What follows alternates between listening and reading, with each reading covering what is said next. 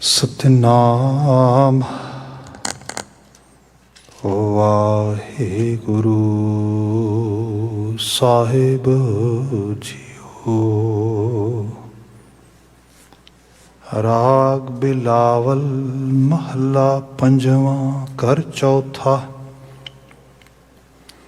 ਇੱਕ ਓੰਕਾਰ ਸਤਿਗੁਰ ਪ੍ਰਸਾਦ। ਏਕ ਰੂਪ ਸਗਲੋ ਪਾਸਾਰਾ, ਆਪੇ ਬਣਜ ਆਪ ਬਿਵਹਾਰਾ।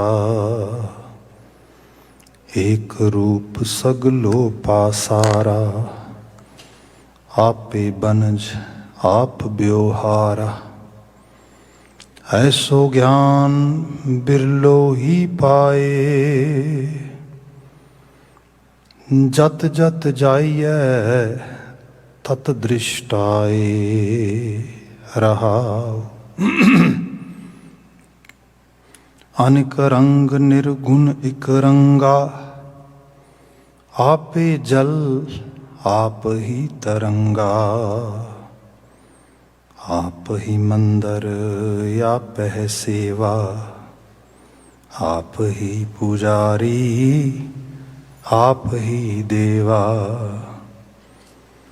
आप है जोग आप ही जुगता, नानक के प्रभ सद ही मुक्ता। आप है जोग आप ही जुगता, नानक के प्रभ सद ही मुक्ता। ਵਾਹਿਗੁਰੂ ਜੀ ਕਾ ਖਾਲਸਾ, ਵਾਹਿਗੁਰੂ ਜੀ ਕੀ ਫਤਿਹ। ਜੁਗੋ ਜੁਗ ਅਟਲ ਧੰਨ ਧੰਨ ਗੁਰੂ ਗ੍ਰੰਥ ਸਾਹਿਬ ਪਾਤਸ਼ਾਹ ਜੀ। ਗੁਰੂ ਮਹਾਰਾਜ ਜੀ ਦੀ ਅਪਰ ਅਪਾਰ ਅਜ਼ਮਤ ਬਖਸ਼ਿਸ਼ ਸ਼ਾਮ ਸਮੇਂ ਸੰਗਤ ਦੇ ਪਲ ਅਸੀਂ ਪ੍ਰਾਪਤ ਕੀਤੇ ਨੇ। ਆਪ ਗੁਰੂ ਹਜ਼ੂਰ ਹਾਜ਼ਰ ਹੋ ਪਾਏ ਹੋ ਜਾਂ ਟੈਲੀਵਿਜ਼ਨ ਰਾਹੀਂ ਜਾਂ ਹੋਰ ਮੀਡੀਆ ਸੋਰਸਿਸ ਰਾਹੀਂ ਘਰਾਂ ਥਾਵਾਂ ਤੋਂ ਗੁਰਸ਼ਬਦ ਨੂੰ ਮਾਣ ਰਹੇ ਹੋ, ਵਡਭਾਗਤਾ ਹੈ। ਸਮਾਂ ਗੁਰਬਾਣੀ ਵਿਆਖਿਆ ਦਾ ਹੈ। ਇਸ ਵਿਆਖਿਆ ਦੇ ਵਿੱਚ ਬਿਲਾਵਲ ਰਾਗ ਦੇ ਬਚਨ ਅਸੀਂ ਵਿਚਾਰ ਰਹੇ ਹਾਂ। ਜੋ ਇਹ ਸ਼ਬਦ ਹੈ, ਇਸ ਦਾ ਜੋ ਕੰਪਲੀਟ ਟਾਈਟਲ ਬਣਦਾ ਹੈ, ਜੋ ਸਮੁੱਚਾ ਸਿਰਨਾਮਾ ਹੈ, ਰਾਗ ਬਿਲਾਵਲ ਮਹੱਲਾ ਪੰਜਵਾਂ ਘਰ ਚੌਥਾ। ਇੱਕ ਓੰਕਾਰ ਸਤਿਗੁਰ ਪ੍ਰਸਾਦ। ਬਿਲਾਵਲ ਰਾਗ ਵਿੱਚ ਗੁਰੂ ਅਰਜਨ ਪਾਤਸ਼ਾਹ ਜੀ ਬਚਨ ਉਚਾਰ ਰਹੇ ਨੇ। ਘਰ ਚੌਥਾ ਗਾਇਨ ਕਰਨ ਵਾਸਤੇ ਹਿਦਾਇਤੀ ਸੰਕੇਤ ਨੇ। ਜਦੋਂ ਇਸ ਸ਼ਬਦ ਨੂੰ ਬਿਲਾਵਲ ਵਿੱਚ ਸੁਰ ਮੁਜਬ ਗਾਇਆ ਜਾਏ, ਤਾਲ ਮੁਜਬ ਥਾਪਾਂ ਗੁਜਰੇ ਰਿਦਮ ਲਈ ਚੌਥੇ ਘਰ ਨੂੰ ਪ੍ਰਯੋਗ ਵਿੱਚ ਲਿਆਉਣਾ ਹੈ। ਇਸ਼ਟ ਦਾ ਮੰਗਲ ਹੈ ਮੂਲ ਮੰਤਰ ਦਾ ਸੰਕਸ਼ਿਪਤ ਸਵਰੂਪ, ਜੋ ਸੈਂਕੜੇ ਵਾਰ ਗੁਰੂ ਗ੍ਰੰਥ ਸਾਹਿਬ ਵਿੱਚ ਆਇਆ ਹੈ। ਇੱਕ ਓੰਕਾਰ, ਅਕਾਲ ਪੁਰਖ ਵਾਹਿਗੁਰੂ ਇੱਕ ਹੈ। ਓੰਕਾਰ ਅਵਿਤ ਇੱਕ ਰਸ ਲਗਾਤਾਰਤਾ ਨਾਲ ਵਿਆਪ ਰਿਹਾ ਹੈ। ਇਹਦੀ ਵਿਆਖਿਆ ਅੱਜ ਦੇ ਪੂਰੇ ਸ਼ਬਦ 'ਚ ਵੀ ਹੈ, ਸੋ ਆਪਾਂ ਉਹਦੇ 'ਤੇ ਐਮਫਸਾਈਜ਼ ਕਰਾਂਗੇ। ਇਸ ਓੰਕਾਰ ਜੀ ਨੂੰ ਸੁਰਤ ਦੇ ਲੈਵਲ 'ਤੇ ਐਕਸਪੀਰੀਅੰਸ ਕਰਨਾ, ਅਹਿਸਾਸ ਸਕਣਾ, ਇਹਦੇ ਲਈ ਸਤਿਗੁਰ ਪ੍ਰਸਾਦ, ਸੱਚੇ ਗੁਰੂ ਦੀ ਬਖਸ਼ਿਸ਼ ਨਵਾਜ਼ਸ਼ ਸਾਡੀ ਮਦਦ ਕਰ ਸਕਦੀ ਹੈ। ਅੱਜ ਦਾ ਵਾਕ ਪ੍ਰਾਰੰਭ ਹੋ ਰਿਹਾ ਹੈ। ਰਹਾਉ ਦੇ ਬੰਦ ਤੋਂ ਵਿਚਾਰ ਅਸੀਂ ਤੋਰਦੇ ਹਾਂ। ਗੁਰਦੇਵ ਜ਼ਿਕਰ ਕਰਦੇ, ਐਸੋ ਗਿਆਨ ਬਿਰਲੋ ਹੀ ਪਾਏ, ਜਤ ਜਤ ਜਾਈਐ ਤਤ ਦ੍ਰਿਸ਼ਟਾਏ। ਰਹਾਉ। ਐਸੋ ਗਿਆਨ ਬਿਰਲੋ ਹੀ ਪਾਏ। ਵੈਸੇ ਤੇ ਜਦੋਂ ਅਸੀਂ ਇਸ ਸਾਰੇ ਦਿਸਦੇ ਅਣਦਿਸਦੇ ਨੂੰ ਦੇਖਦੇ ਹਾਂ, main the world we experience, ਇਹਦੇ ਅੰਦਰ ਹਰ ਰੋਜ਼ ਸਾਨੂੰ ਐਕਸਪੋਜ਼ਰ ਮਿਲਦਾ ਆ। ਹਰ ਰੋਜ਼ ਸਾਨੂੰ ਸਿੱਖਣ ਨੂੰ, ਸਮਝਣ ਨੂੰ, ਜਾਣਨ ਨੂੰ ਕੁਛ ਨਾ ਕੁਛ ਪ੍ਰਾਪਤ ਹੋ ਰਿਹਾ ਹੈ। ਲਗਾਤਾਰਤਾ ਦੇ ਨਾਲ। ਪਰ ਇਸ ਸਭ ਦੇ ਵਿੱਚ ਇਹ ਵੀ ਹੈ ਕਿ ਕੁਝ ਐਸਾ ਆ ਜਿਹੜਾ ਸਾਡੇ ਜੀਵਨ ਨੂੰ ਉਸਾਰਦਾ, ਮੀਨ ਉੱਚੀਆਂ ਚੁੱਕਦਾ, ਕੁਝ ਐਸਾ ਜਿਹੜਾ ਨਾ ਉਸਾਰਦਾ ਨਾ ਕਿਸੇ ਲੈਵਲ 'ਤੇ ਘਟਾਉਂਦਾ, ਇੱਕ ਲੈਵਲ 'ਤੇ ਰੱਖਦਾ, ਕੁਝ ਐਸਾ ਜਿਹੜਾ ਘਟਾ ਵੀ ਦਿੰਦਾ। ਸੋ ਇਹ ਹੈ ਸਾਡੇ ਜੀਵਨ ਦੇ ਵਿੱਚ ਜੋ ਸਾਨੂੰ ਐਕਸਪੋਜ਼ਰ ਮਿਲਦਾ, ਜੋ ਸਮਝ ਮਿਲਦੀ, ਜੋ ਸੋਝੀ ਮਿਲਦੀ। ਇਸ ਸਾਰੇ ਦੇ ਅੰਦਰ ਆਪ ਦੇਖੋਗੇ ਚੀਜ਼ਾਂ ਨੂੰ ਜੇ ਬਹੁਤ ਸਰਲ ਕਰਕੇ ਵੇਖਣ ਦੀ ਟਰਾਈ ਕੀਤੀ ਜਾਏ, ਆਪ ਇਰਾਕ ਦੀਆਂ 1960s 1970s ਦੇ ਵਿੱਚ ਜਿਹੜੀਆਂ ਵੀਡੀਓ ਕਲਿੱਪਸ ਆਉਂਦੀਆਂ ਨੇ, ਜਿਹੜੀਆਂ ਤੁਸੀਂ ਉੱਥੋਂ ਦੇ ਮੂਵੀਜ਼, ਸਿਨੇਮਾ, ਲੋਕ ਲਹਿਰ, ਲੋਕ ਜਿਹੜਾ ਜੀਵਨ ਵਿਹਾਰ ਆ, ਉਹਨਾਂ ਦੇ ਵਿਆਹ ਸ਼ਾਦੀਆਂ ਦੇ ਜਿਹੜੇ ਪੁਰਾਣੇ ਪ੍ਰੋਗਰਾਮ, ਉਹਨਾਂ ਦੀਆਂ ਐਲਬਮਸ ਜਾਂ ਕੁਝ ਦੇਖਦੇ ਹੋ, ਤੁਹਾਨੂੰ ਪਤਾ ਲੱਗਦਾ ਕਿੰਨੀ ਲਿਬਰਲ ਸੁਸਾਇਟੀ ਸੀ। ਬਿਲਕੁਲ ਪ੍ਰੋਸਪੈਰਿਟੀ ਸੀ, ਚਾਰ ਚੁਫੇਰੇ ਇਸ ਚੀਜ਼ਾਂ ਵੀ ਸੀਗੀਆਂ। ਇਨ ਬਿਨ ਤੁਸੀਂ ਈਰਾਨ ਵਿੱਚ ਵੀ ਇਹੋ ਜਿਹੀਆਂ ਚੀਜ਼ਾਂ ਦੇਖ ਸਕਦੇ ਹੋ। ਰੀਸੈਂਟ ਐਗਜ਼ਾਮਪਲ ਤੁਹਾਡੇ ਕੋਲ ਤੁਰਕੀ ਦੀ ਹੈ। ਮਤਲਬ ਯੂਰਪ ਦਾ ਉਹਨੂੰ ਗੇਟਵੇ ਆਫ ਯੂਰਪ ਕਿਹਾ ਜਾਂਦਾ ਸੀਗਾ, ਪਹਿਲਾ ਮੁਲਕ ਜਦੋਂ ਏਸ਼ੀਆ ਤੋਂ ਅਸੀਂ ਇੱਧਰ ਨੂੰ ਆਉਂਦੇ ਹਾਂ। ਹੋਇਆ ਕਿ ਵਕਤ ਦੇ ਨਾਲ ਚੀਜ਼ਾਂ ਦੇ ਵਿੱਚ ਤਬਦੀਲੀ ਆਉਣੀ ਸ਼ੁਰੂ ਹੋਈ, ਲੋਕ ਜੀਵਨ 'ਚ ਤਬਦੀਲੀ ਆਉਣੀ ਸ਼ੁਰੂ ਹੋਈ, ਅਤੇ ਇੱਕ ਬਹੁਤ ਲਿਬਰਲ ਅਤੇ ਬੜੀ ਮੋਡਰੇਟ ਸੁਸਾਇਟੀ ਤੋਂ ਉਹ ਬਿਲਕੁਲ ਇੱਕ ਫੈਨੈਟਿਕ ਸੁਸਾਇਟੀ ਤੱਕ ਪਹੁੰਚ ਗਈ, ਜਿੱਥੇ ਹਾਲਤ ਇਹ ਬਣੀ ਕਿ ਤੁਸੀਂ ਦੇਖਿਆ ਪਿਛਲੇ ਦਿਨਾਂ ਦੇ ਵਿੱਚ ਵੀ, ਮਤਲਬ ਅੱਜ ਤਾਂ ਤੁਸੀਂ ਕਹਿ ਲਓ ਕਿ ਕਿਸੇ ਬੰਦੇ ਨੂੰ ਸਜ਼ਾ ਦੇਣੀ ਹੈ, ਪੁਰਾਣੇ ਸਮੇਂ ਕਾਲੇ ਪਾਣੀ ਭੇਜਿਆ ਜਾਂਦਾ ਸੀਗਾ, ਉੱਥੇ ਤਾਂ ਚਲੋ ਫਿਰ ਵੀ ਕੁਛ ਠੀਕ ਹੋਏਗਾ ਥੋੜ੍ਹਾ ਬਹੁਤਾ। ਐਸੀ ਜਗ੍ਹਾ 'ਤੇ ਬੰਦੇ ਨੂੰ ਕਹੋਗੇ ਤੈਨੂੰ ਭੇਜਣਾ ਆ, ਕੋਈ ਜਾਣਾ ਨਹੀਂ ਚਾਹੇਗਾ ਕੋਈ। ਹਾਲਾਂਕਿ ਵਕਤ ਸੀਗਾ, ਲੋਕ ਉੱਥੇ ਕੰਮ ਕਰਨ ਜਾਂਦੇ ਸੀ, ਲੋਕ ਉੱਥੇ ਰੁਜ਼ਗਾਰ ਲੱਭਣ ਜਾਂਦੇ ਸੀ, ਲੋਕ ਉੱਥੇ ਰਹਿਣ ਸਹਿਣ ਦੇ ਵਿੱਚ ਇੰਜੋਏ ਕਰਦੇ ਸੀ। ਸੋ ਇਹ ਕੀ ਹੋਇਆ, ਹੌਲੀ ਹੌਲੀ ਐਸਾ ਗਿਆਨ ਜਪ ਲਿਆ, ਐਸੀ ਸੋਝੀ ਲੈ ਲਈ, ਅਤੇ ਮੋਸਟਲੀ ਇਹ ਗਿਆਨ ਧਰਮ ਦੇ ਨਾਂ 'ਤੇ ਆਇਆ, ਮੋਸਟਲੀ ਗਿਆਨ ਇੱਕ ਕਮਿਊਨਿਟੀ ਦੇ ਲੈਵਲ 'ਤੇ ਆਇਆ, ਮੋਸਟਲੀ ਇਹ ਗਿਆਨ ਕੌਮ ਦੇ ਲੈਵਲ 'ਤੇ ਆਇਆ, ਅਤੇ ਹਾਲਤ ਇਹ ਬਣ ਗਈ ਕਿ ਲੋਕਾਂ ਦੀ ਜ਼ਿੰਦਗੀ ਨਰਕ ਦਾ ਦੁਆਰ ਬਣ ਗਈ। ਆਪ ਮਤਲਬ ਐਗਜ਼ੈਕਟਲੀ ਇਨ ਬਿਨ ਤੁਸੀਂ ਹਰ ਲੈਵਲ 'ਤੇ ਦੇਖੋਗੇ। ਇੱਥੇ ਵੀ ਸਾਡੇ ਇੱਥੇ ਜਿਹੜਾ ਰਾਈਟ ਵਿੰਗ ਆ, ਜਿਹੜਾ ਇੱਕ ਇਹ ਕਹਿ ਰਿਹਾ ਹੈ ਕਿ that these actually countries only belong from the certain type of colored people, certain type of belief system people। ਸਾਡੇ ਸਾਊਥ ਏਸ਼ੀਆ ਦਾ ਹਾਲ ਦੇਖ ਲਓ ਤੁਸੀਂ। ਸਾਊਥ ਏਸ਼ੀਆ ਦੇ ਵਿੱਚ ਜੇ ਆਪਾਂ ਅੰਗਰੇਜ਼ਾਂ ਦੀ ਬਾਤ ਕਰੀਏ ਤੇ ਨੋ ਡਾਊਟ ਉਹ ਸਟੇ ਨਹੀਂ ਸੀ ਕਰ ਸਕਦੇ ਉੱਥੇ ਲੰਬਾ ਸਮਾਂ। ਥੋੜ੍ਹੀ ਜਿਹੀ ਮੁੱਠੀ ਭਰ ਤੇ ਸਾਰੇ ਉਹਨਾਂ ਦੇ ਲੋਕ ਸੀਗੇ, ਮਤਲਬ ਇੱਕ ਛੋਟੀ ਜਿਹੀ ਜਿਹੜੀ ਕੋਈ ਸਟੇਟ ਕਹਿ ਲਓ ਇੰਡੀਆ ਦੀ ਜਾਂ ਉਸ ਸਾਰੇ ਖਿੱਤੇ ਦੀ, ਉਸ ਸਟੇਟ ਦਾ 10ਵਾਂ ਹਿੱਸਾ ਵੀ ਨਹੀਂ ਹੋਣਗੇ ਲੋਕ, but they were rulers and for a very long time. ਕਿਉਂ? ਕਿਉਂਕਿ ਪੋਲਿਸੀਜ਼ ਐਸੀਆਂ ਅਡੋਪਟ ਕੀਤੀਆਂ ਗਈਆਂ ਕਿ ਬਸ ਇੱਕ ਤਰ੍ਹਾਂ ਦੇ ਨਾਲ ਉਹਨਾਂ ਚੀਜ਼ਾਂ ਨੂੰ ਹਵਾ ਦੇਵੋ ਜਿਨ੍ਹਾਂ ਦੇ ਨਾਲ ਕਮਿਊਨਲ ਇੱਕ ਚੀਜ਼ ਜਿਹੜੀ ਉੱਭਰਦੀ ਰਹੇ, ਇਹ ਚੀਜ਼ ਪੈਦਾ ਹੁੰਦੀ ਰਹੇ। ਸੋ ਉਸ ਦੇ ਨਾਲ ਜਿਹੜੀ ਤੇਰ ਮੇਰ ਹੈ, I am different compare to you and you are not actually not my type of person or my actually kind of believers, so ਤੂੰ less human ਹੈ, ਮੈਂ full human ਹਾਂ। ਹੁਣ ਆਹ ਸੋਚ ਜਦੋਂ ਸਮਾਜ ਸੰਸਾਰ ਦੇ ਵਿੱਚ ਵਿਚਰੇਗੀ, ਸਮਾਜ ਨੂੰ ਕਿਤੇ ਹੋਰ ਨਰਕ ਜਾਣ ਦੀ ਲੋੜ ਹੀ ਨਹੀਂ, ਸੁਸਾਇਟੀ ਨਰਕ ਬਣੇਗੀ।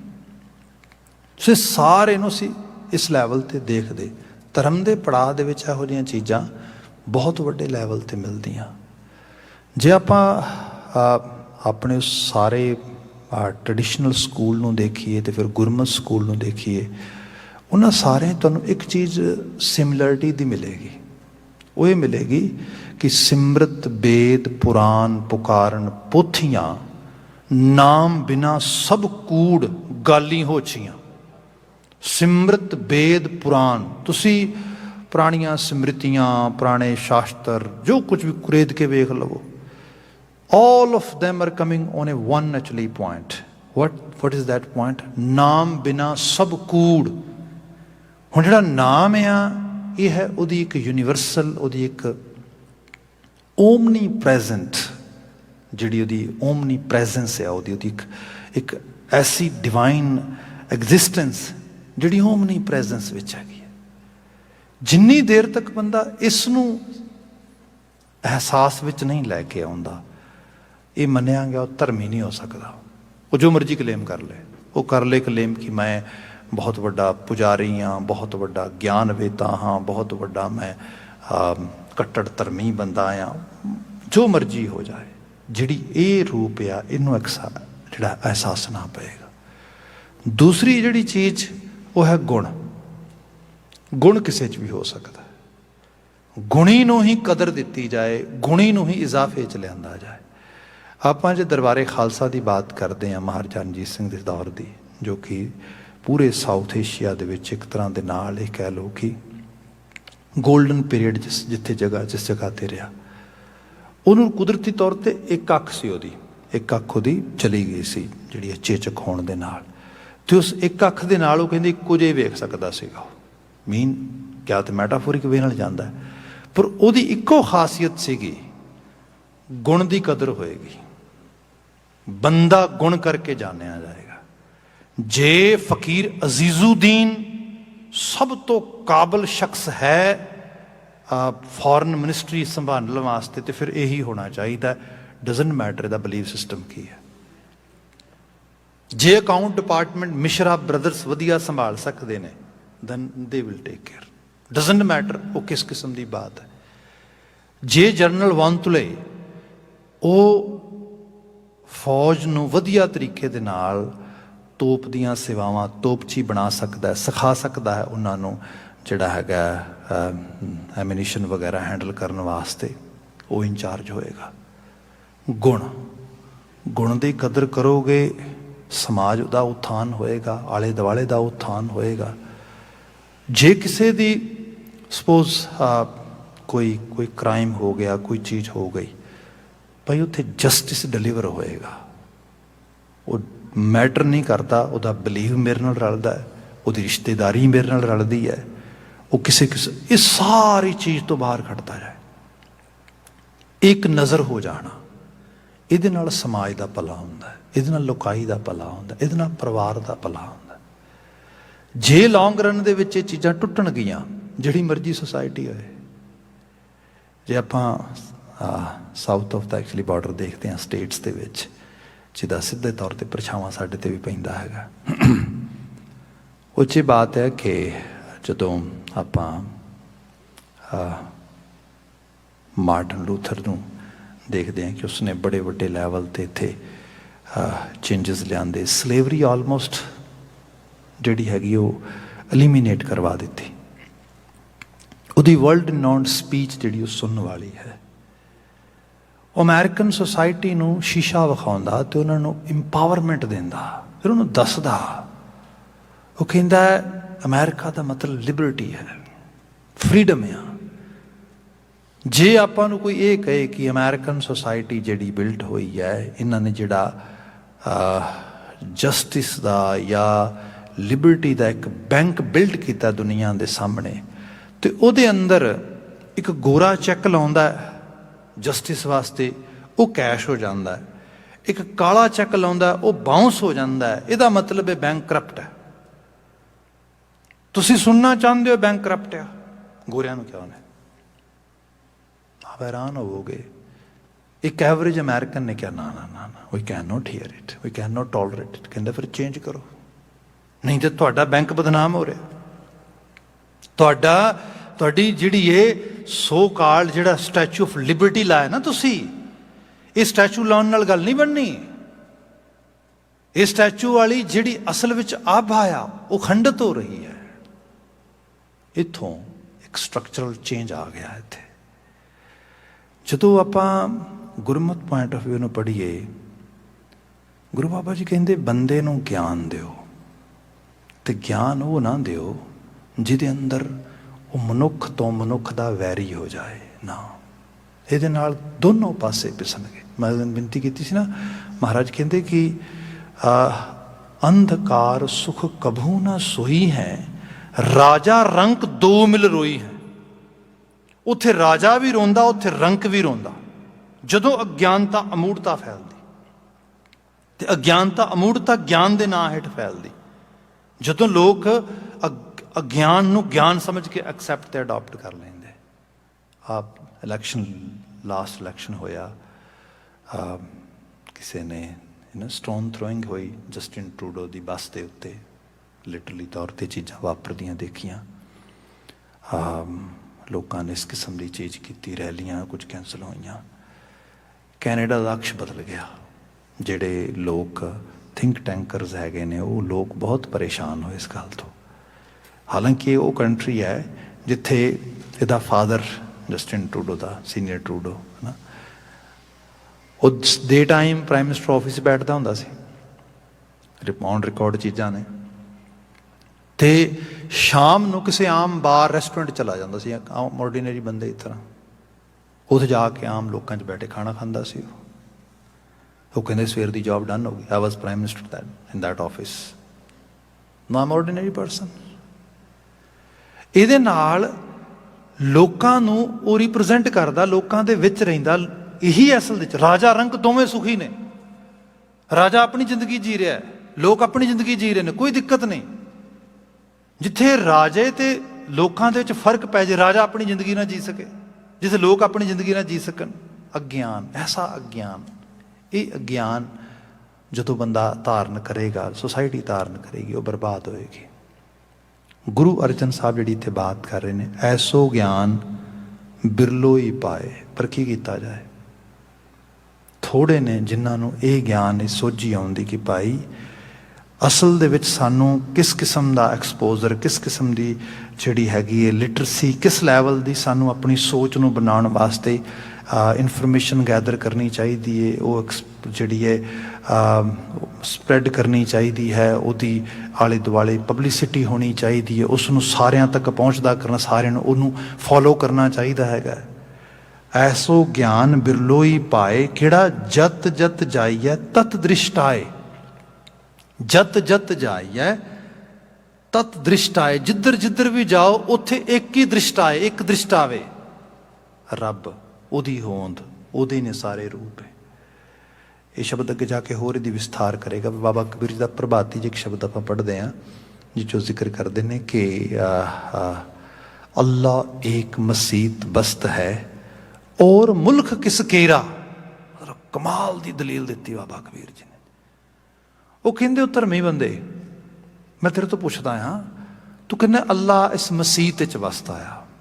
ਮਸੀਤ ਕਹਿ ਲਓ, ਮੰਦਰ ਕਹਿ ਲਓ, ਗੁਰਦੁਆਰਾ ਕਹਿ ਲਓ, ਇੱਥੇ ਵਸਦਾ ਆ। ਬਾਕੀ ਮੁਲਕ ਕਿੰਨੇ ਬਣਾਇਆ ਸਾਰਾ? ਕਿਉਂ ਨਹੀਂ ਸਮਝ ਰੱਖਦਾ? ਜਿਹੜੀ ਮੱਠਵਾਦ ਆ ਨਾ, ਮਤਲਬ ਕਿਸੇ ਖਾਸ ਅਸਥਾਨ ਦੀ ਪੂਜਾ ਦੇ ਵਿੱਚ ਲੋਕਾਂ ਨੂੰ ਲਗਾ ਦੇਣਾ ਤੇ ਇਹ ਸਮਝਾ ਕੇ ਲਾ ਦੇਣਾ ਵੀ ਬਸ ਇਹੀ ਰੱਬ ਹੈ ਤੇ ਇਹੀ ਰੱਬ ਦਾ ਘਰ ਹੈ, ਸਮਝੋ ਮਸਲਾ ਖੜਾ ਹੋ ਗਿਆ। ਅੱਗੇ ਜਾ ਕੇ ਉਸੇ ਸ਼ਬਦ 'ਚ ਕਿਹਾ, ਕਹਿੰਦੇ ਦੱਖਣ ਦੇਸ ਹਰੀ ਕਾ ਬਾਸਾ, ਪੱਛਮ ਅੱਲਾਹ ਮੁਕਾਮਾ। ਦੋ ਵੱਖਰੀਆਂ ਵੱਖਰੀਆਂ ਦਿਸ਼ਾਵਾਂ ਦੇ ਲੋਕ ਆਸਥਾ ਰੱਖਣ ਵਾਲੇ। ਦੱਖਣ ਉੜੀਸਾ, ਜਗਨਨਾਥਪੁਰੀ ਦਾ ਮੰਦਰ ਜਿਹੜਾ ਹੈਗਾ, ਕਿਹਾ ਗਿਆ ਉੱਥੇ ਰੱਬ ਵਸਦਾ ਆ। ਤੁਰਕ ਸੋਚ ਰੱਖਣ ਵਾਲੇ, ਮੋਮਨ ਸੋਚ ਰੱਖਣ ਵਾਲੇ ਕਹਿਣ ਲੱਗੇ ਨਾ ਨਾ ਨਾ, ਐਕਚੁਅਲੀ ਇਹ ਗਲਤ ਹੈ। ਦੱਖਣ ਨਹੀਂ, ਪੱਛਮ, ਜਿੱਧਰ ਕਾਬਾ ਤੇ ਮਦੀਨਾ ਆ, ਉਸ ਪਾਸੇ ਉਹ ਅਸਲ ਵਿੱਚ ਅੱਲਾ ਦਾ ਮੁਕਾਮ ਆ। ਇਸ ਮਸਲੇ 'ਚ ਉਲਝ ਗਏ। ਹਾਲਾਂਕਿ ਸਰਬ ਦਿਸ਼ਾਈ, ਉਹ ਜਿਹੜਾ ਸਭ ਜਗ੍ਹਾ ਤੇ ਵਿਦਮਾਨ ਹੈ, ਜ਼ਰਰੇ ਜ਼ਰਰੇ ਦੇ ਵਿੱਚ, ਉਹਦਾ ਅਹਿਸਾਸ ਭੁੱਲ ਗਿਆ। ਇਹ ਇੱਕ ਤਰ੍ਹਾਂ ਦੇ ਨਾਲ ਧਰਮ ਦੇ ਆਵਰਣ ਹੇਠੇ ਬੰਦਾ ਉਸ ਲੈਵਲ ਤੋਂ ਲੋਅਰ ਲੈਵਲ 'ਤੇ ਆ ਗਿਆ, ਜਿੱਥੇ ਉਹ ਸੰਪਰਦਾਈ ਬਣੇਗਾ, ਜਿੱਥੇ ਉਹਦੇ ਅੰਦਰ ਫੈਨੈਟਿਕਿਜ਼ਮ ਸੁਰਤ ਪਕੜੇਗੀ। ਅਤੇ ਜਦੋਂ ਪਕੜੇਗੀ, ਉਹਦਾ ਫਿਰ ਇੱਕ ਹੋਰ ਚੀਜ਼ ਵੀ ਹੈ, ਇਹਦਾ ਨੁਕਸਾਨ ਆਮ ਲਹਿਜ਼ੇ 'ਚ ਲੋਕਾਂ ਨੂੰ ਲੱਗਦਾ ਕੁਛ ਨਹੀਂ ਹੁੰਦਾ। ਜਦੋਂ ਕ੍ਰਿਮੀਨਲ ਐਲੀਮੈਂਟ ਇਨਵੋਲਵ ਹੋ ਜਾਂਦਾ, ਜਿਹੜਾ ਲੋਕਾਂ ਦੀ ਇਸ ਸੋਚ ਨੂੰ ਹਵਾ ਦੇ ਕੇ ਆਪਣੇ ਆਪ ਦੀ ਆਪਣੀ ਸਵਾਰਥ ਸਿੱਧੀ ਕਰਦਾ, ਫਿਰ ਉਹ ਸਾਰੇ ਦੇ ਵਿੱਚੋਂ ਸਮਾਜ ਨਰਕ ਭੋਗਦਾ। ਤੇ ਇਹ ਨਰਕ ਲਗਾਤਾਰ ਸਮਾਜਾਂ ਨੇ ਭੋਗਿਆ। ਮਤਲਬ ਜੇ ਆਪਾਂ ਭਾਰਤੀ ਖਿੱਤੇ ਦੀ ਬਾਤ ਕਰੀਏ, ਹਜ਼ਾਰਾਂ ਹਜ਼ਾਰਾਂ ਸਾਲ ਮੁਗਲਾਂ ਦੀ ਗੁਲਾਮੀ ਭੁਗਤੀ ਲੋਕਾਂ ਨੇ, ਉਸ ਤੋਂ ਬਾਅਦ ਅੰਗਰੇਜ਼ਾਂ ਦੀ ਗੁਲਾਮੀ। ਜੇ ਤਬਦੀਲੀ ਵੀ ਆਉਣ ਦੇ ਅਸਰਾਰ ਬਣੇ ਤੇ ਹਾਲਤ ਇਹ ਹੈ, ਸੰਪਰਦਾਈ ਮਸਲੇ ਤੋਂ ਕਦੀ ਬਾਹਰ ਨਾ ਨਿਕਲ ਸਕੇ। ਅਦਰਵਾਈਜ਼ ਉਸ ਖਿੱਤੇ ਦੇ ਅੰਦਰ ਜਿਹੜੇ ਮੁੱਖ ਇਸ਼ੂਜ਼ ਨੇ ਜਿਨ੍ਹਾਂ ਦੀ ਅਸੀਂ ਬਾਤ ਕਰੀਏ, ਕਰਪਸ਼ਨ ਦੀ ਗੱਲ ਕਰੋ, ਲਾ ਐਂਡ ਆਰਡਰ ਦੀ ਗੱਲ ਕਰੋ, ਇਕੁਐਲਿਟੀ ਦੀ ਗੱਲ ਕਰੋ, ਜਿਹੜੀ ਐਮਨੈਸਟੀ ਹੈ ਉਹਦੀ ਗੱਲ ਕਰੋ, ਮਨੁੱਖਤਾ ਦੀ ਬਾਤ ਕਰੋ, ਇਹ ਸਾਰੇ ਦੇ ਉੱਤੇ ਫੋਕਸ ਕੀਤਾ ਜਾਏ, ਸਭ ਦਾ ਭਲਾ ਹੋਏਗਾ, ਸਭ ਦਾ ਕਲਿਆਣ ਹੋਏਗਾ। ਪਰ ਫੋਕਸ ਕਿਤੇ ਹੋਰ ਰਹਿ ਗਿਆ। ਇੱਥੇ ਗੁਰੂ ਬਾਬਾ ਜੀ ਨੇ ਬਿਆਨ ਕੀਤਾ, ਇਹੋ ਜਿਹਾ ਗਿਆਨ ਕੋਈ ਪੜ੍ਹੇ ਜਿੱਥੇ ਜਤ ਜਤ ਜਾਈਐ ਤਤ ਦ੍ਰਿਸ਼ਟ ਆਏ, ਜਿੱਧਰ ਵੇਖਿਆ ਜਾਏ ਉਧਰ ਉਹੀ ਦ੍ਰਿਸ਼ਟ ਆਪ ਹੋਏ, ਉਹੀ ਦਿਸੇ। ਗੁਰਮਤ ਸਕੂਲ ਕਿਉਂਕਿ ਬੜਾ ਲੇਟੈਸਟ ਰਿਹਾ, ਬੜਾ ਰੀਸੈਂਟ ਰਿਹਾ ਆ, ਭਗਤ ਤੇ ਗੁਰੂ ਸਾਹਿਬਾਨ, ਉਹਦਾ ਪ੍ਰਭਾਵ ਕਮਿਊਨਿਟੀ 'ਤੇ ਸਿੱਧੇ ਤੌਰ 'ਤੇ ਪਿਆ ਤੇ ਕਮਿਊਨਿਟੀ ਉਹਦੇ 'ਚੋਂ ਪ੍ਰਭਾਵਿਤ ਹੋ ਕੇ ਇੱਕ ਗੁਰਮਤ ਇੰਸਟੀਟਿਊਸ਼ਨ ਗੁਰਦੁਆਰੇ ਦੀ ਐਕਸਰਸਾਈਜ਼ ਵਿੱਚ ਲੱਗ ਗਈ।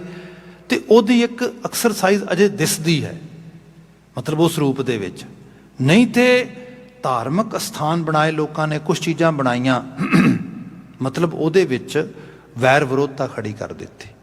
ਜਿੱਥੇ ਕੀ ਚਾਹੀਦਾ ਤੇ ਇਹ ਸੀਗਾ ਕਿ ਧਾਰਮਿਕ ਸਥਾਨ ਦਾ ਮਤਲਬ ਹੈ ਸਭ ਦਾ ਮਦਦਗਾਰ ਹੋਣਾ, ਸਭ ਵਾਸਤੇ ਦਰਵਾਜ਼ੇ ਖੁੱਲ੍ਹੇ ਹੋਣੇ, ਸਾਰਿਆਂ ਲਈ ਸਨੇਹ, ਪਿਆਰ, ਖਲੂਸ, ਮੁਹੱਬਤ, ਉਸ ਰੂਪ ਦੇ। ਤੇ ਉੱਥੋਂ ਗਿਆਨ ਇਹ ਮਿਲੇ ਕਿ ਭਾਈ ਇਸ ਜਗ੍ਹਾ ਨੂੰ ਇੱਕ ਸਕੂਲ ਦੀ ਤਰ੍ਹਾਂ ਯੂਜ਼ ਕਰੋ, ਇੱਕ ਸੋਰਸ ਦੀ ਤਰ੍ਹਾਂ ਯੂਜ਼ ਕਰੋ, ਬਾਕੀ ਰੱਬ ਤੇ ਸਭ ਵਿੱਚ ਵਸਣ ਵਾਲਾ ਹੈ।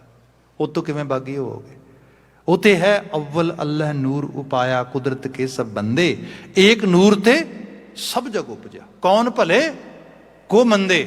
ਤੇ ਫਿਰ ਭਲੇ ਮੰਦੇ ਵੀ ਅਸੀਂ ਕੌਣ ਦੱਸਣ ਵਾਲੇ ਹੁੰਨੇ ਆ? ਸਾਨੂੰ ਜੱਜ ਕਿਹਨੇ ਬਣਾ ਦਿੱਤਾ? ਅਸੀਂ ਤੇ ਇਹ ਹੈ ਕਿ ਸਭ ਵਾਸਤੇ ਇੱਕ ਰਿਸੋਰਸਿਸ ਪ੍ਰੋਵਾਈਡ ਕਰੀਏ, ਉਸ ਰੂਪ ਵਿੱਚ ਬਾਤ ਕੀਤੀ ਗਈ। ਇਹ ਮੈਸੇਜ ਗੁਰੂ ਅਰਜਨ ਸਾਹਿਬ ਨੇ ਇਹਦੇ ਰਹਾਉ ਦੇ ਪਦੇ 'ਚ ਦਿੱਤਾ ਹੈ। ਸ਼ੁਰੂਆਤੀ ਪਦਾ ਹੈ ਇਹਦਾ, ਏਕ ਰੂਪ ਸਗਲੋ ਪਾਸਾਰਾ, ਬਾਕੀ ਇੱਕ ਰੂਪ ਦਾ ਹੀ ਸਾਰਾ ਪਸਾਰਾ ਆ, ਇੱਕ ਰੂਪ ਦੇ ਹੀ ਇਹ ਸਾਰੇ ਅਸੀਂ ਜਿਹੜਾ ਹੈਗਾ ਪਸਾਰੇ ਦੇ 'ਚ ਮਨੁੱਖ ਸਮਾਜ ਬਣਾ ਕੇ ਬੈਠੇ ਹੈਗੇ ਆ। ਜਦੋਂ ਜੇ ਆਪਾਂ ਬਾਤ ਕਰੀਏ ਦਰਦ, ਵੇਦਨ, ਪੀੜਾ, ਖੁਸ਼ੀ, ਗਮੀ, ਸਭ ਇੱਕੋ ਜਿਹਾ ਹੀ ਸਾਰਿਆਂ ਨੂੰ, ਯੂਨੀਵਰਸਲ ਹੀ ਹੈਗਾ, ਇੱਕ ਰੂਪ ਤੇ ਹੈਗੇ ਆ ਸਾਰੇ। ਜੇ ਸਾਡੇ ਘਰ ਦੇ ਵਿੱਚ ਕੋਈ ਕਿਸੇ ਕਿਸਮ ਦੇ ਨਾਲ ਦੁੱਖ ਹੁੰਦਾ ਤਾਂ ਅਸੀਂ ਬੜੇ ਪਰੇਸ਼ਾਨ ਹੁੰਦੇ, ਕਿਸੇ ਦੇ ਘਰ 'ਚ ਦੁੱਖ ਆਏਗਾ ਉਹ ਵੀ ਪਰੇਸ਼ਾਨ ਹੋਏਗਾ। ਗੁਰੂ ਬਾਬਾ ਜੀ ਕਹਿੰਦੇ ਕਿ ਯੂਨੀਵਰਸਲ ਇੱਕ ਬੀਇੰਗ ਦੇ ਤੌਰ ਤੇ ਆਪਣੇ ਆਪ ਨੂੰ ਸਮਝ, ਕਿਆ ਏਕ ਰੂਪ ਸਗਲੋ ਪਸਾਰਾ, ਆਪੇ ਬਣਜ ਆਪੇ ਵਿਵਹਾਰਾ, ਬਾਕੀ ਆਪੇ ਬਣਜ ਆਪੇ ਵਿਵਹਾਰਾ। ਜੇ ਆਪਾਂ ਜ਼ਾਤਵਾਦ ਦਾ ਸਿਸਟਮ ਦੇਖਦੇ ਹਾਂ ਆਪਣੇ ਸਮਾਜ ਦੇ ਵਿੱਚ, ਉਹਦੇ ਪਿੱਛੇ ਕਿੱਤੇਕਾਰੀ ਹੈ। ਮਤਲਬ ਕੁਝ ਕੰਮਾਂ ਨੂੰ ਚੰਗਾ ਮੰਨਿਆ ਗਿਆ, ਕੁਝ ਕੰਮਾਂ ਨੂੰ ਮਾੜਾ ਮੰਨਿਆ ਗਿਆ, ਕੁਝ ਕੰਮਾਂ ਨੂੰ ਬਣਜ ਨੂੰ ਬਹੁਤ ਵਧੀਆ ਗਰਦਾਨ ਕੇ ਉਹਨਾਂ ਨੂੰ ਕਰਨ ਵਾਲੇ ਲੋਕਾਂ ਨੂੰ ਸਵਰਨ ਰੱਖ ਲਿਆ ਗਿਆ, ਕੁਝ ਬਣਜ ਵਪਾਰ ਕਰਨ ਵਾਲੇ ਲੋਕਾਂ ਨੂੰ ਲੋਅਰ ਲੈਵਲ 'ਤੇ ਲੈ ਆਏ। ਗੁਰਮਤਿ ਆਸ਼ੇ ਨੇ ਕਿਹਾ, ਭਲੇ ਬੰਦੇ, ਇਹ ਸਭ ਕਰਤਾਰ ਦੀ ਬਣਜ ਵਪਾਰ ਹੈ, ਇਹਨੂੰ ਇਸ ਤਰ੍ਹਾਂ ਦੇਖ।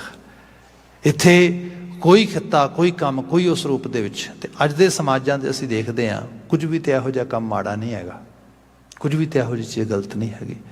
ਮੈਨੂੰ ਯਾਦ ਹੈ ਸਾਡੇ ਪ੍ਰੋਫੈਸਰ ਸਾਹਿਬ ਹੁੰਦੇ ਸੀ ਤੇ ਉਹਨਾਂ ਨੇ ਸਾਨੂੰ ਬੜਾ ਪੜ੍ਹਾਇਆ ਕਰਨਾ, ਬੜੇ ਮਤਲਬ ਸੰਤ ਬਿਰਤੀ ਇਨਸਾਨ ਕਹਿ ਲਓ। ਇੱਕ ਵਾਰੀ ਅਸੀਂ ਉਹਨਾਂ ਕੋਲ, ਉਹਨਾਂ ਦੀ ਕੋਠੀ ਦੇ ਵਿੱਚ ਪਰਸਨਲ ਤੌਰ 'ਤੇ ਕੁਝ ਲੈਸਨ ਲੈ ਰਹੇ ਹਾਂ, ਬੈਠੇ ਹਾਂ, ਅਤੇ ਉਹਨਾਂ ਦੇ ਕੁਝ ਰਿਸ਼ਤੇਦਾਰ ਆ ਗਏ, ਸੱਜਣ ਆ ਗਏ, ਅਤੇ ਉਹ ਆ ਗਏ ਅਤੇ ਉਹਨਾਂ ਨਾਲ ਗੱਲਾਂ ਬਾਤਾਂ ਕਰਨ ਲੱਗੇ। ਅਤੇ ਹਾਲਾਂਕਿ ਉਹ ਸਾਨੂੰ ਪੜ੍ਹਾ ਰਹੇ ਨੇ ਅਤੇ ਬਹੁਤ ਏਜਡ ਸੀਗੇ, ਅਤੇ ਉਹਨਾਂ ਨੂੰ ਇਹ ਸੀਗਾ ਵੀ ਜੋ ਮੈਂ ਸਿੱਖਿਆ ਹੈ ਗੁਰਮਤਿ ਇੰਸਟੀਟਿਊਸ਼ਨ ਵਿੱਚ, ਉਹਨਾਂ ਦਾ ਪੂਰਾ ਕੰਟਰੀਬਿਊਸ਼ਨ ਸੀਗਾ ਕਿ ਮੈਂ ਇਹਨਾਂ ਬੱਚਿਆਂ ਨੂੰ ਦੇ ਜਾਵਾਂ। ਉਹ ਕੁਝ ਪਰਿਵਾਰਕ ਗੱਲਾਂ ਕਰਦੇ ਉਹਨਾਂ ਨਾਲ, ਅਤੇ ਉਹ ਵਿੱਚ ਉਹਨਾਂ ਦਾ ਕੋਈ ਆਨਸਰ ਕਰਦੇ, ਮੋਸਟਲੀ ਟਾਈਮ ਸਾਡੇ ਨਾਲ ਹੀ ਸਪੈਂਡ ਕਰਦੇ, ਸਾਡੇ ਨਾਲ ਕੁਝ ਡਿਸਕਸ਼ਨਸ ਹੋ ਰਹੀਆਂ, ਕੁਝ ਰਾਈਟਿੰਗ ਵਰਕ ਦਿੱਤਾ ਉਹਨਾਂ ਨੇ ਸਾਨੂੰ, ਅਸੀਂ ਕਰ ਰਹੇ ਹਾਂ। ਉਹ ਰਿਸ਼ਤੇਦਾਰ ਉਹਨਾਂ ਦਾ ਪੁੱਛਦਾ, ਅੱਛਾ ਵੱਡੇ ਬੇਟੇ ਦਾ ਕੀ ਹਾਲ ਹੈ? ਉਹ ਕਹਿੰਦੇ ਠੀਕ ਹੈ ਜੀ। ਕੀ ਕਰ ਰਿਹਾ? ਉਹ ਕਹਿੰਦੇ ਜੀ ਪੜ੍ਹ ਰਿਹਾ। ਅੱਛਾ, ਛੋਟੇ ਬੇਟੇ ਦਾ ਕੀ ਹਾਲ ਹੈ? ਜੀ ਉਹ ਇਸ ਤਰੀਕੇ ਨਾਲ ਪੜ੍ਹ ਰਿਹਾ। ਇਹਨਾਂ ਕੁ ਪੁੱਛਿਆ, ਅੱਛਾ ਫਿਰ ਤੁਹਾਡੀ ਕੀ ਰਾਏ ਹੈ? ਬੇਟਾ ਕੀ ਕਰੇਗਾ? ਹੁਣ ਤੇ ਉਹ ਮਤਲਬ ਨੌਨ ਮੈਡੀਕਲ ਪੜ੍ਹ ਰਿਹਾ, ਅੱਗੇ ਕਿਸ ਲਾਈਨ 'ਚ ਜਾਏਗਾ, ਕਿਸ ਰੂਪ ਦੇ 'ਚ? खैर वो जो 2-4 वारी उन्हें पूछा तो कहते भी गल मुकदी ये है, मैं तेन सच दसा मेरे वालों उन्होंने कोई हिदायत नहीं, कोई किसी किस्म के नाल मैं उन्होंने इंस्ट्रक्शन नहीं की कि भाई तू आ पढ़ना है, आ करना है इस तरीके नाल। हाँ इतना मैं उन्होंने जरूर किया, बेटा तू भावें कुछ भी करी, भावें तू जुत्तियां ते पॉलिश करी, मैनू कोई माइंड नहीं हैगा, पर यह है किसी भी खिते नूं सिर्फ एक प्रेस्टिज समझ के या एक स्टेटस सिंबल समझ के उस पासे ना जाई। हाँ जे तू मैडिकल साइंस जाना या किसी होर पासे जाना आ, सेवा के भाव नूं लैके जाए, ये तेरा मुख आशा होना चाहिए है। हुण जिहड़ी इहो जी बिरती है, ये है भी ना कोई बनज बुरा ना कोई व्यवहार बुरा, जिहो जी तुहाडी लगन आ जिस रूप दे विच आ उस तरीके नाल तू अगे वधी। इत्थे गुरु साहब ने कहा ये ज्ञान पढ़ पाई एक रूप सगलो पासारा, आपे बनज आप व्यवहारा। वो सब विच आप ही वणज करदा, आप ही व्यवहार करदा। असी समाज विच विचरदियां होइयां एक मनुख बन के अपना जिहड़ा है योगदान पाईए। अगला बचन है अनक रंग निर्गुण इक रंगा। बाकी रब जी अनक रंग, पता नहीं किहड़े रंग चो ओदी जिहड़ी हैगी मौजूदगी एहसास च आ जाए बंदे दे, पर वो सब रंगां च हो के अनेक रंग निर्गुण इक रंगा। निर्गुण इक रंगा जोत दे विच, जिवें जिस समय च शब्द लिखे जा रहे हैं, बाबा कबीर जी जिहड़ा बचन मैं पहलां कह रहा सीगा कि जिस समाज दे विच धर्म की खास किस्म की पूजा अर्चना ते बहुत फोकस कर दिता गया, तो उहदे विच जिहड़ा एक्चुअली मैसेज सीगा वो विचों माइनस हो गया। उत्थे क्या गया निर्गुण नूं स्वरूप नूं देख, जिन्होंने साहब ने कहा आपे हर एक रंग है आपे बहुरंगी। हर एक रंग दे विच वो है, बहुरंगता विच भी वो है, पर इत्थे बात यह आ रही है कि निर्गुण एक रंगा, उस निर्गुण एक रंग नूं देख, जोत रूप नूं देख। बचन है आपे जल आप ही तरंगा। बाकी सरोवर भी वो आप है, सरोवर विच पैदा होने वाली तरंगां भी वो आप है। जे तू सरोवर नूं मनदा तो सरोवर दीयां तरंगां नूं भी मन, जे तू रब मनना तो रब दे बंदियां नूं भी मन। खैर फिलोसफिकली बात बहुत कई बारी भारी भी होंदी है, मैनूं पता इस गल दा। ਆਪਾਂ ਜਿਹਨੂੰ बहुत सिंपल करिए, शायद टॉलस्टॉय दा लिखी हुई बात है। एक तरह ਦੇ ਨਾਲ ਉਹ यूरोपीयन धार्मिक सोच के मुताबिक तो एथियस्ट ही बंदा हो, पर जे आप सिंपल करिए उसने एक बड़ा खूबसूरत चीज़ लिखी। वो जिक्र इस तरह करता है कि मैं रात को सुत्ता तो सुत्ते नूं एक सुपना आउंदा, सुपने दे विच जिवें साडे चित्रगुप्त नहीं हुंदा कि सरहाणे बैठ के कोई चीज़ लिखदा, डायरी लिखदा, उसनूं चित्रगुप्त मिलदा।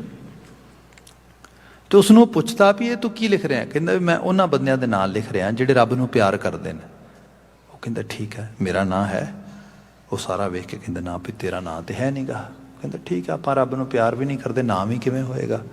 फिर उन्होंने पुछदा, कहता भी अच्छा वो भी तो डायरी होएगी जिस पता लगे रब किनू किनू प्यार करता। वो कहता नहीं डायरी तो है पर अपने कोल है नहीं गी। कहता भी सजना जे किते फिर कभी विजिट करें तो प्लीज़ वो डायरी जरूर लैके आए। कहता जरूर। खैर वो सुपना खत्म हो गया। कई रोज़ बाद दोबारा सुपना आया, उस शख्स नाल दोबारा मुलाकात। तो कहते सजना तेरी एक ड्यूटी लाई सी, काम किया, कहना कहता कहना अज मेरे को दोनों डायरीज है। वो कहते दोनों चैक कर। वो फिर पहला चैक करता, कहता जिदे जो बंदा रब नूं प्यार करता वो कोई ना नहीं गा। दोबारा फिर चैक कर, कहता कोई ना नहीं तेरा भाई। दूसरी कटदा डायरी जिस पता लगे रब किनू किनू प्यार करता, सब तो पहला वह नाम आउंदा। वो कहता हद हो गई, वो तू तो रब नूं प्यार नहीं करता पर रब तेनों प्यार करता। कहता हाँ हुण मैनूं समझ लग गई। कहता मैं रब नूं तो प्यार नहीं करता पर रब दे बनाए बंदियां नूं प्यार करता, जो दे बंदियां नूं प्यार करता उन्हें रब भी प्यार करता। मौलिक गल ये है कि ये जो सब मैं जोत जोत है सोए, ये कॉन्सैप्ट है ना, इनू समझना है। इत्थे जिक्र आ रहा है साहब कहते आपे जल आप ही तरंगा, उही सरोवर है, उहदियां ही तरंगा ने सारियां। आप ही मंदिर आप है सेवा, आप ही पुजारी आप ही देवा। आ समझ, इत्थे किसी खास पूजा अर्चना नूं प्रमोट करन दी बात नहीं, इत्थे खास किसी मंदिर दिवाले धर्म स्थान नूं प्रमोट करन दी बात नहीं। आप है जोग आप ही जुगता। बाकी ये है, बाकी सारे जिहड़ा जिहड़ा भी राह जिस जिस तरीके दे नाल है, पर तेनों मनुखवादी बना दे राह सब तो वधिया बेस्ट है। आपे जोग आप ही जुगता, नानक के प्रभ सद ही मुक्ता। हे नानक वो प्रभु जिहड़ा सद ही मुक्ता है, हर तरह की संप्रदायिकता ते हर चीज़ तो मुक्त है। भाव जो आप ही एक तरह के नाल लिबरल स्कूल नूं एक तरह के नाल सारिਆਂ नूं लिबरेट करने वास्ते, सारिਆਂ नूं हर बंधन तो आज़ाद करने वास्ते जिहड़ी समर्था रखदा स्कूल ऑफ थॉट है, असीं उहदे फॉलोवर होईए। साहब रहमत करन ਇਹਨਾਂ ਆਲਮੀ ਵਾਕਿਆਂ 'ਚ ਅਸੀਂ ਗੁਰਮਤਿ ਦੀ ਪ੍ਰੇਰਣਾ ਲਈਏ। ਕਿਰਸਾਨੀ ਸੰਘਰਸ਼ ਨਾਲ ਜੂਝ ਰਹੇ ਮਾਈ ਭਾਈ ਦੀ ਸਫਲਤਾ ਦੀ ਅਰਦਾਸ ਕਰਦੇ ਹੋਏ ਇੱਥੇ ਫਤਿਹ ਬੁਲਾਈਏ। ਕਹਿ ਦੇਣਾ ਜੀ ਵਾਹਿਗੁਰੂ ਜੀ ਕਾ ਖਾਲਸਾ, ਵਾਹਿਗੁਰੂ ਜੀ ਕੀ ਫਤਿਹ।